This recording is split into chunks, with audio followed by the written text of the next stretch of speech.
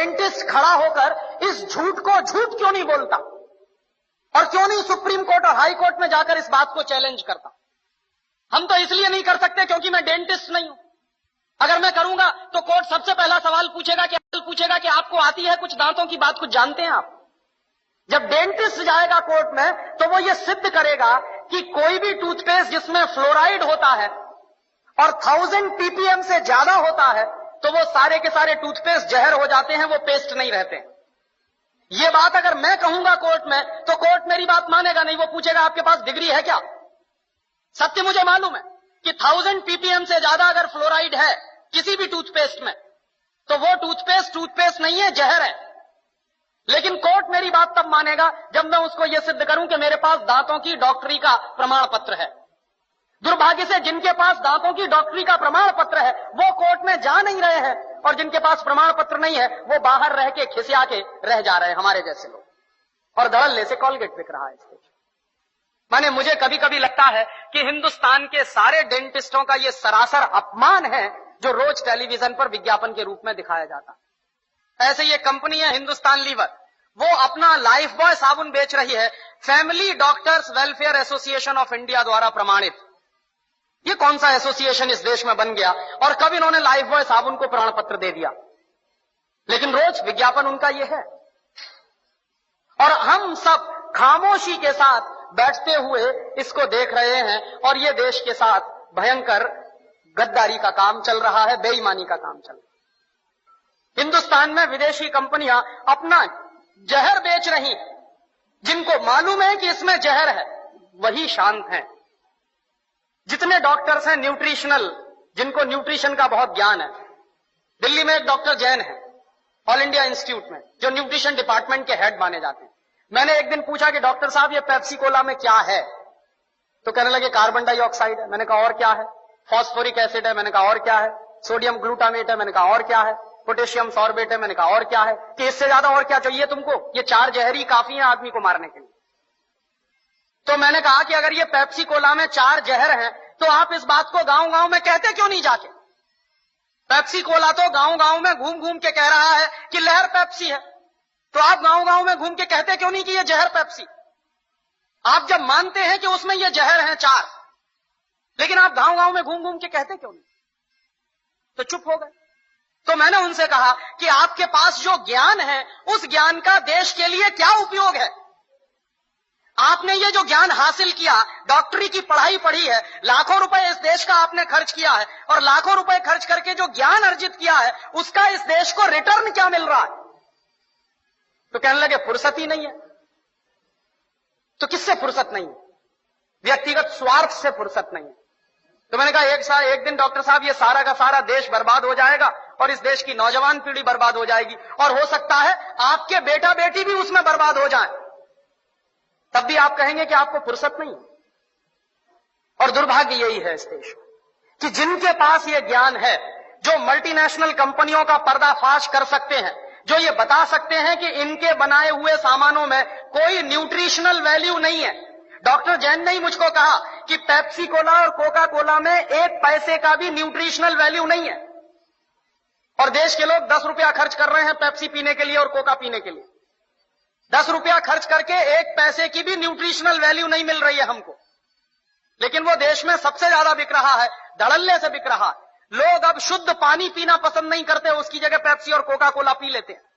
तो जिस चीज की 1 पैसे की 1% भी न्यूट्रिशनल वैल्यू ना हो, और वो चीज इस देश में महंगी बिक रही हो दूध से ज्यादा। पेप्सी कोला बिकता है 33 रुपए लीटर का, और दूध बिकता है 14 रुपए लीटर का।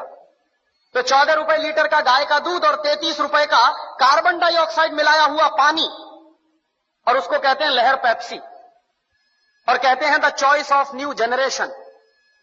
The choice of new generation नहीं है, बल्कि choice of new D generation है। लेकिन करें क्या उसका? और उससे भी ज्यादा मुझे गुस्सा तब आता है जब हिंदुस्तान में कुछ कंपनियां अपने हेल्थ टॉनिक बेचती हैं जिनमें हेल्थ के नाम पर कुछ नहीं है। Bournvita, Complan, Maltova, Horlicks, Protinex, ऐसे तमाम तरह के जो हेल्थ टॉनिक्स बिक रहे हैं, डॉक्टर जैन के अनुसार इनमें किसी में भी हेल्थ के नाम पर कुछ नहीं है।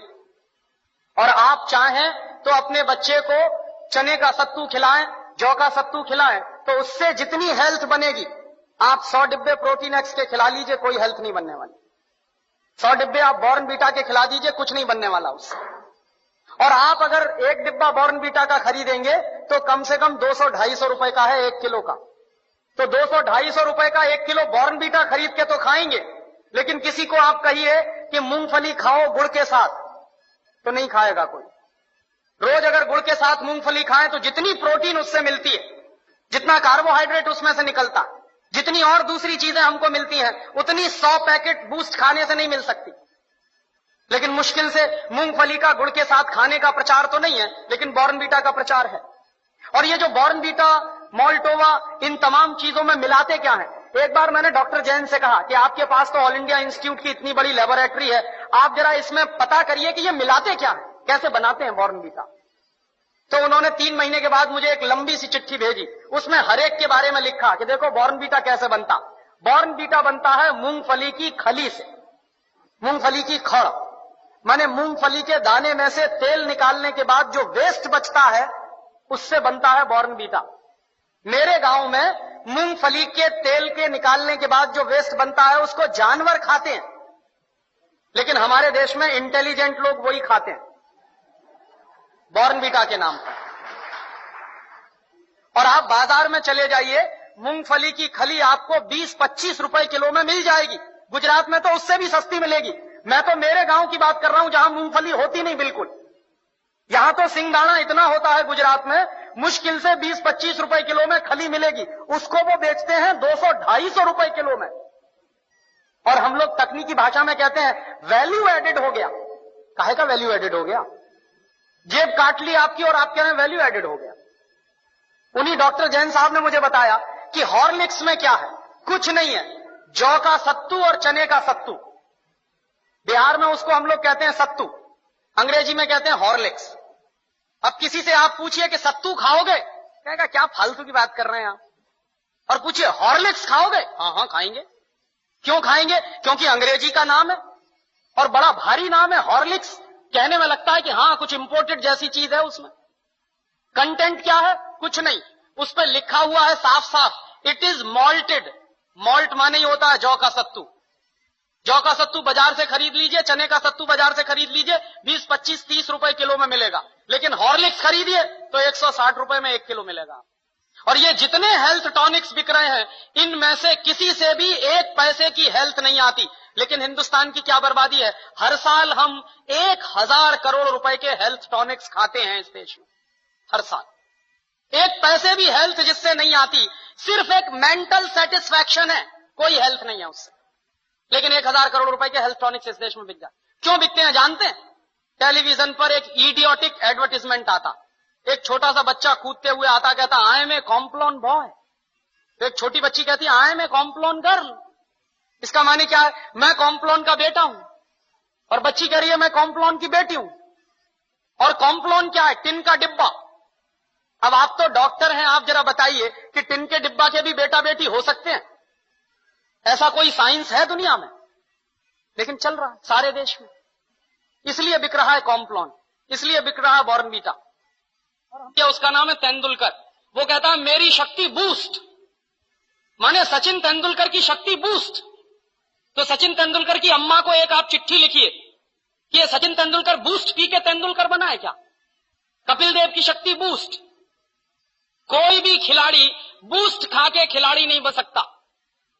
एक सबसे ज्यादा महंगा खिलाड़ी माना जाता है टेनिस का, उसका नाम है बोरिस बेकर। सबसे ज्यादा ताकतवर भी है। उसकी लगाई हुई एस सर्विस 160 किलोमीटर प्रति घंटे की रफ्तार से निकलती है। माने ट्रेन भी जिस रफ्तार से नहीं जाती, उस रफ्तार से उसकी गेंद जो मारता है वो जाती है। कितनी पावर होगी उसके शॉट्स में। और आप कभी भी बोरिस बेकर को देखिए, खेल जब भी रुकता है 5 मिनट के लिए, 2 मिनट के लिए, बैग में से केला निकाल निकाल के खाता रहता है हमेशा। तो बोरिस बेकर को शक्ति मिलती है केला खा के। तेंदुलकर कहते हैं कि हमको शक्ति मिलती है बूस्ट खा के। केले में जितनी शक्ति है दुनिया के किसी भी हेल्थ टॉनिक में हो नहीं सकती। लेकिन दुर्भाग्य क्या है कि इन चीजों का प्रचार इस देश की जनता में ना के बराबर है। और इस देश की जनता जो है एक अजीब तरह की पैसिमिज्म में जिंदा है। कैसे जिंदा है? साहब शहर में बूस्ट खिलाते हैं तो गांव के लोग भी